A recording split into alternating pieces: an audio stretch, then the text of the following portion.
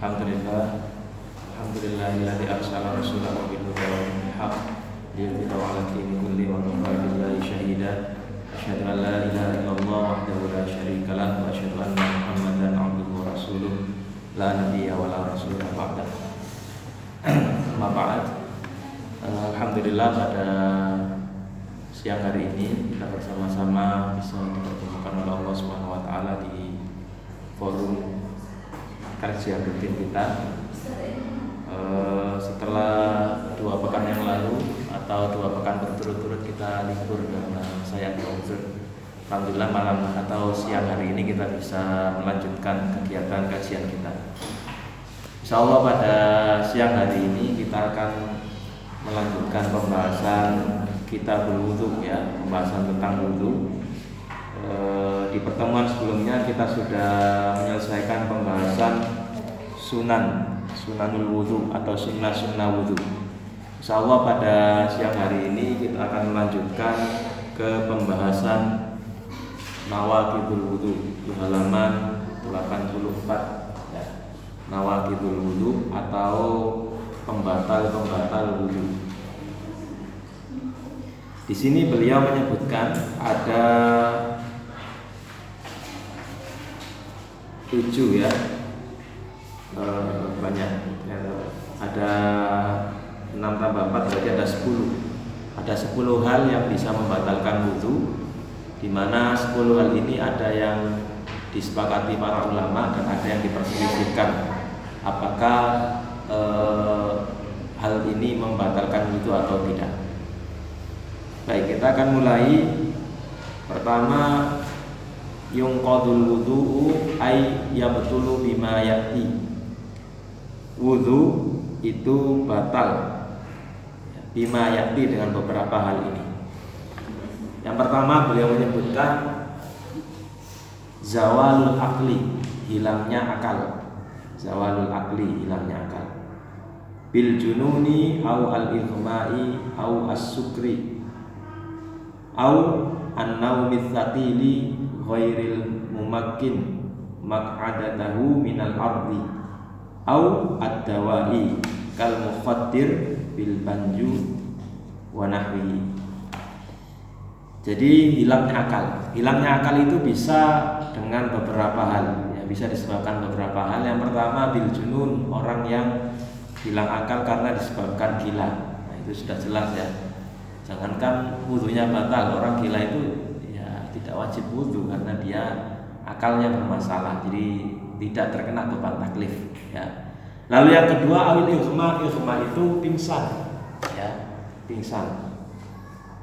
Au as-sukr.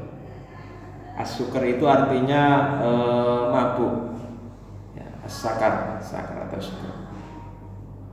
Mabuk, ya, minum minuman keras, itu kan akalnya hilang atau akalnya bermasalah. Au an-naumits tsaqil, atau tidur yang berat. Nah, nanti kan kita bahas kriteria tidur seperti apa yang membatalkan wudhu, ya. Kalau misalnya ngantuk aja seperti ini, apakah wudhunya batal atau tidak, ya, dan lain sebagainya, nanti dibahas secara rinci di bagian berikutnya. Kemudian ya, kalau di sini disebutkan, ya, kriteria tidurnya adalah tidur yang ghairul mumakkin maq'adatah.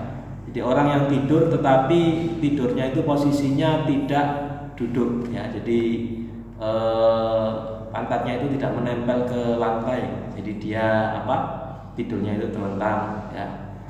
Nah, itu yang tidak atau menyebabkan wudhunya batal. Minal ardi, dari lantai. Au ad-dawa, atau orang yang hilang akalnya karena pengaruh obat, ya. Obat di sini maksudnya adalah obat-obat terlarang. Di sini beliau menyebutkan kalau mukhaddir bil banji wa nahwi. Bil banju itu salah satu jenis narkoba, ya, bisa ekstasi atau lain sebagainya. Nah, kenapa menghilang atau hilangnya akal ini menyebabkan wudhunya batal? Beliau menjelaskan li'annahu yu'addi ila dhuhuli an khuruji syai'in min ahadis sabilaini kan naumi wa asyad. karena hal tersebut yuaddi ila dzuhuli an khuruji syai'in min ahadis sabilain. Intinya kalau ada orang mengalami kondisi-kondisi yang disebutkan ini, bisa ada kemungkinan besar keluar sesuatu dari dua jalur ya, dari kemaluan depan dan belakang, dari kubul dan dubur. Sehingga ini yang menjadi sebab halal ini membatalkan wudu. Artinya orang yang hilang akalnya itu kan tidak sadar ya, tadi sudah kentut atau belum ya, maka wudunya batal ya, karena dia dalam posisi tidak menyadari. Jadi sebenarnya penyebabnya itu bukan karena hilang akalnya itu sendiri, tapi karena ada penyebab yang lain ya. Itu salah satu sebabnya. 5 rawal Ahmad wan Nasa'i wa Tirmidzi wa sahahu an Sofwan ibnu Asal qol kana Rasulullah sallallahu alaihi wasallam ya'muruna idza kunna safran alla nanzi'a khifafana thalathata ayyamin wa layalihinna illa min janabatin lakin min gha'itin wa baulin wa naumin. Rasulullah Shallallahu Alaihi Wasallam memerintahkan kepada kami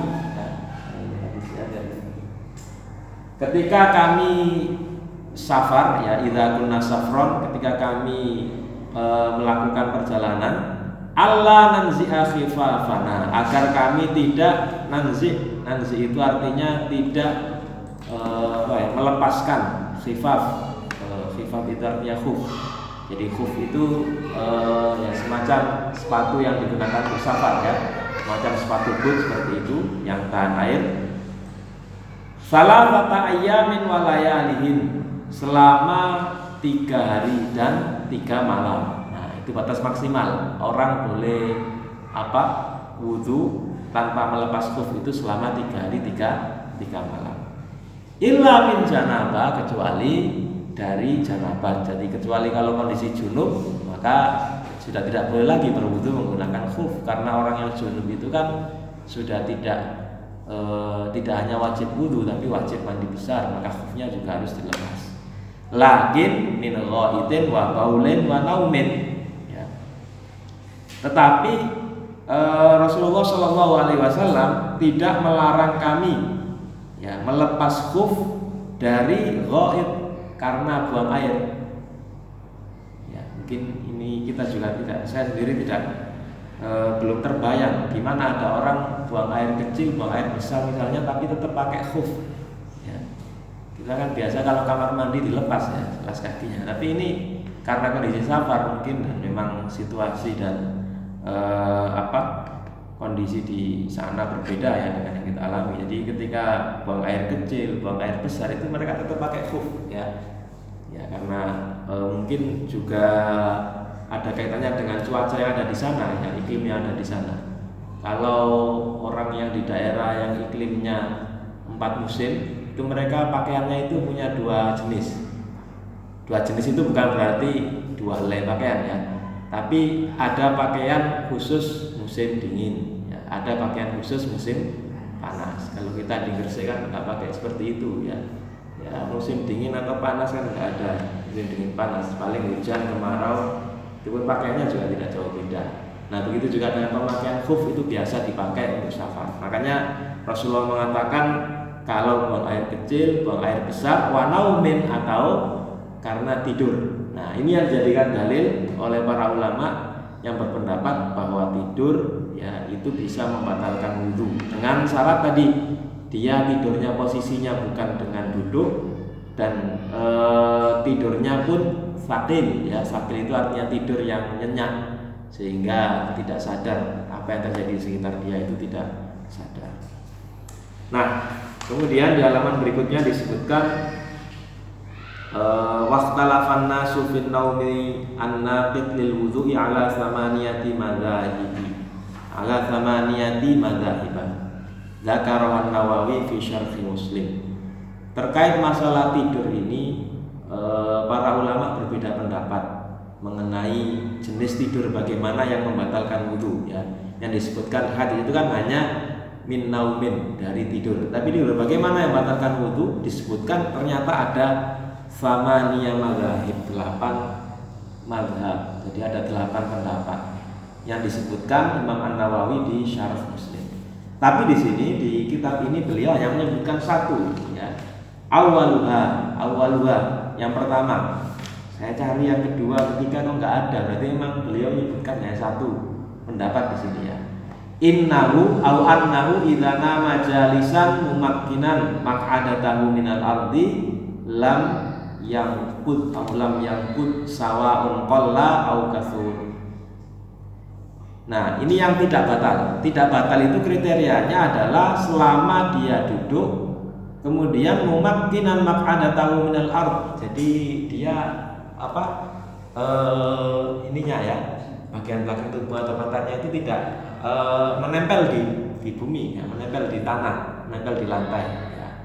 Sawa'un qalla au katsur, baik tidurnya itu lama atau sebentar. Jadi ya seperti ini, atau bersandar ke tembok, bersandar ke tiang, itu selama dia tidak tidur terlentang, ya, baik tidurnya itu nyenyak atau tidak, itu tidak membatalkan wudu, ya, menurut pendapat beliau di sini.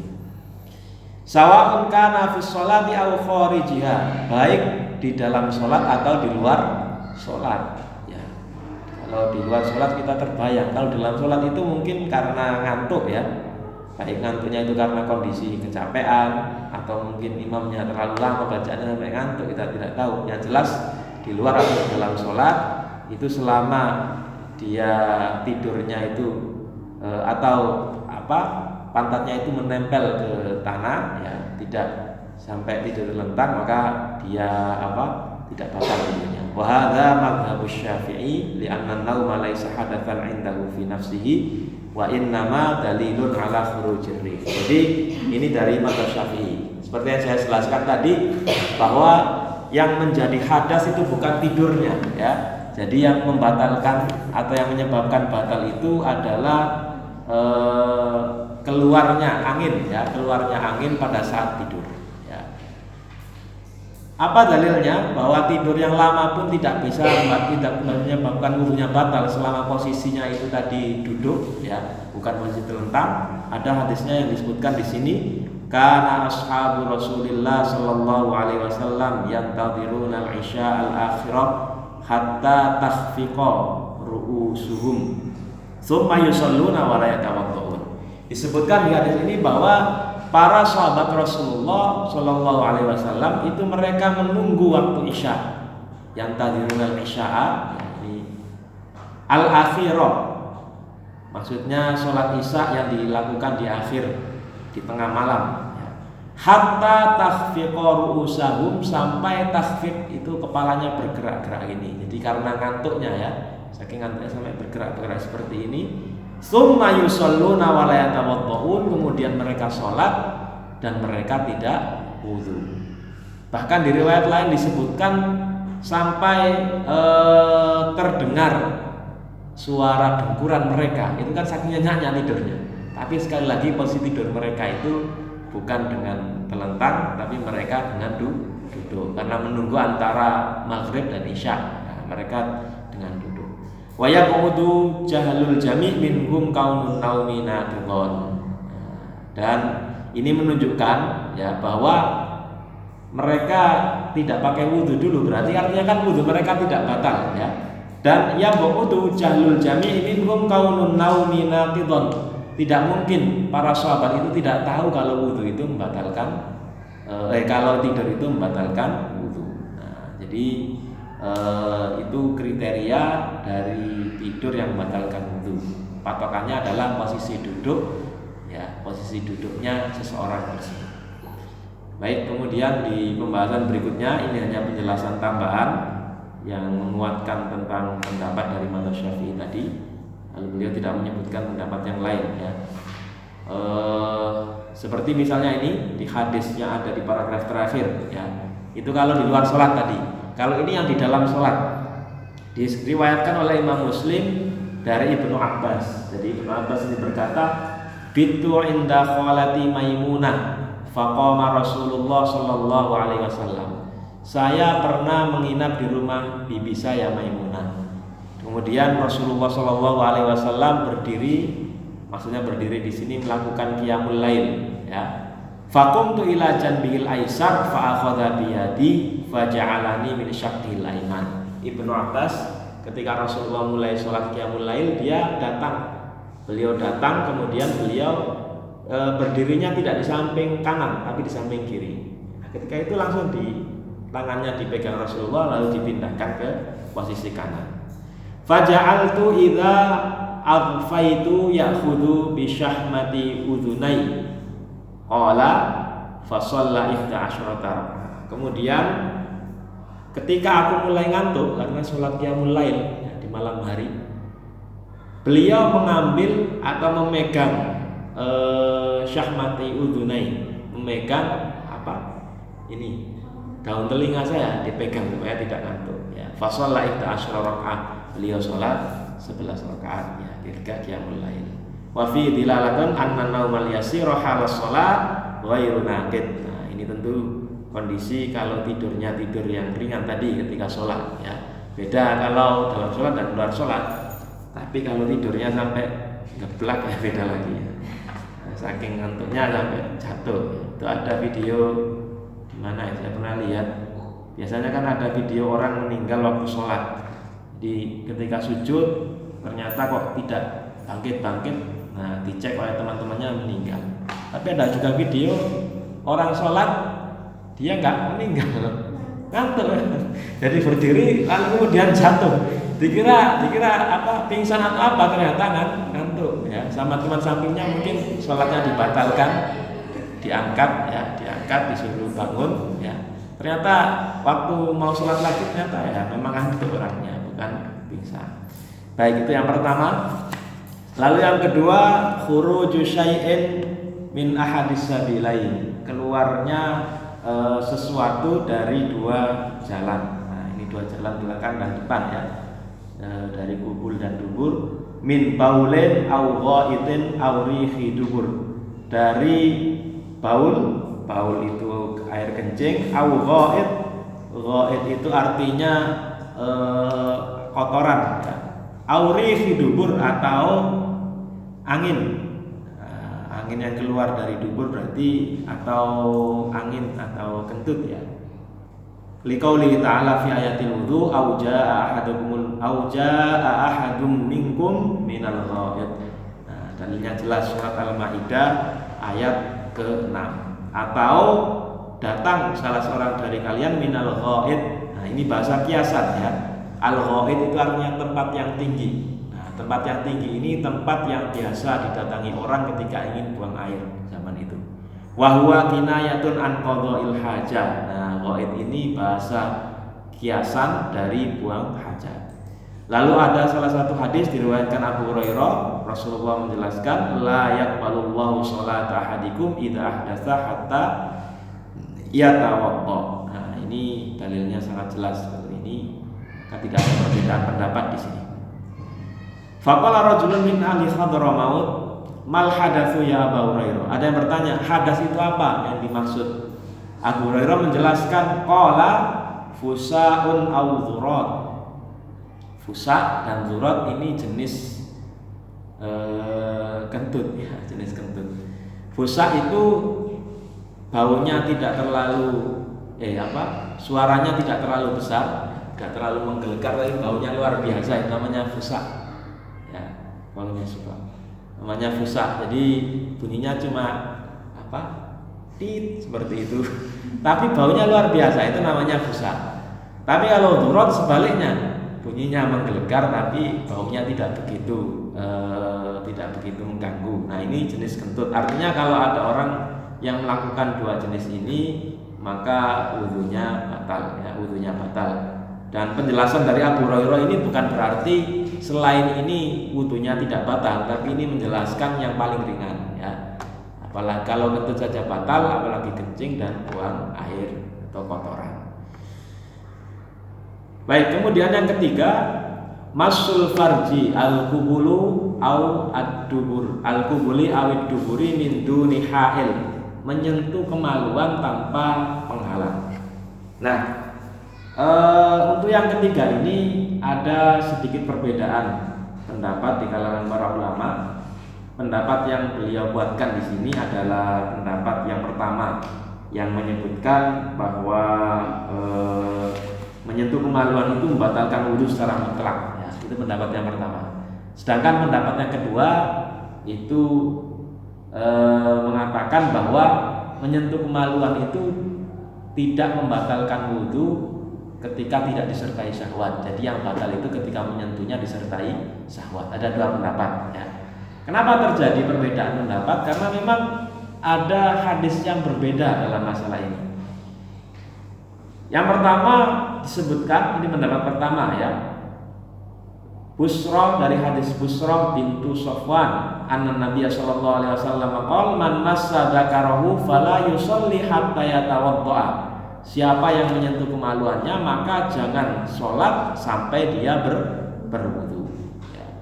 Lalu di hadis lain juga disebutkan man massa farjahu falyatawadda. Ya, siapa yang menyentuh kemaluannya maka dia harus berwudu. Lalu ada yang lain, ini yang umum ya, kalau ini lebih rinci. Ayyuma rajulin massa farjahu falyatawadda wa ayyuma imra'atin massat farjaha faltatawadda. Siapa saja laki-laki yang menyentuh kemaluannya maka dia harus wudu. Begitu juga dengan perempuan. Nah, maka dari sini disebutkan oleh beliau dari mazhab Syafi'i dan Hambali berpendapat, ya, dari keumuman hadis tadi, mereka berpendapat wajibnya berwudu, ya, batalnya wudu seseorang bagi orang yang menyentuh kemaluan, ya, bimassi farjil adami. Nah, kemaluan ini menurut Syafi'i dan Hambali depan dan belakang. Jadi tidak hanya depan saja. Al-dzakar wad dubur wa qubulil mar'a wa min nafsi au ghairi, baik menyentuh kemaluannya sendiri atau kemaluan orang lain. Maksudnya orang lain itu mungkin nyawi anaknya gitu ya. Saghiran au kabiran, hayyan au mayyitan, baik anak kecil au kabir atau orang dewasa, ya, menyentuh anak kecil atau orang dewasa, hayyan au mayyitan, baik yang disentuh itu orangnya masih hidup, au mayyitan atau orangnya sudah meninggal. Ada orang menyentuh kemarin sudah meninggal, maksudnya mungkin ketika memandikan jenazah. Nah, itu kan seperti itu. Tanpa penghalang, ya, syaratnya di sini tanpa penghalang. Tapi kalau ada penghalangnya, ya tidak sampai batal. Sedangkan mazhab Maliki berpendapat yang batal itu hanya kalau menyentuh al-dzakar la bimasjid dubur, kalau menyentuh bagian depan, ya, bukan kemaluan belakang. Nah, lalu itu pendapat pertama. Sedangkan pendapat kedua dari mazhab Hanafi, mereka berpendapat anna masal farji mutlaqan la yumkidul wudu li hadisi Talab bin Ali ar-rajulu yamassu dzakarahu alaihi wudu'un. Ada salah seorang sahabat yang bertanya pada Rasulullah, ada seseorang yang menyentuh kemaluannya, apakah dia wajib berwudu? Faqala sallallahu alaihi wasallam, maka kemudian Rasulullah sallallahu alaihi wasallam menjawab, innama huwa bad'atun minka au maghdhatun minka. Ketika ditanya seperti itu, kalau ada yang menyentuh kemaluan apakah dia wajib wudu? Lalu Rasulullah menjawab, kemaluan itu merupakan bagian tubuhmu juga. Maksudnya apa? Maksudnya sama dengan bagian tubuh yang lain. Ibaratnya kalau ada orang menyentuh tangan, wudunya batal atau tidak? Ya, tidak. Kenapa batal? Bagian tubuh sendiri. Maksudnya disamakan, ya. Itu disamakan dengan bagian tubuh yang lain. Nah, sehingga para ulama Hanafi berpendapat hadis-hadis yang memerintahkan memerintahkan berwudu bagi orang yang menyentuh kemaluan itu kalau menyentuhnya disertai dengan syahwat, ya, menggabungkan dua hadis ini. Sedangkan para ulama yang berpendapat pertama, ya, mayoritas ulama mereka mengatakan bahwasannya hadis-hadis yang menyebutkan wajibnya berwudu karena menyentuh kemaluan itu lebih banyak jumlahnya, sehingga ini yang lebih dikuatkan pendapat yang pertama ini, ya, pendapat pertama ini yang lebih dikuatkan. Nah, di akhir beliau mengatakan qala Syaukani fadzahiru ma dzaba ilaihil awwalun. Nah, ini yang beliau lebih pilih.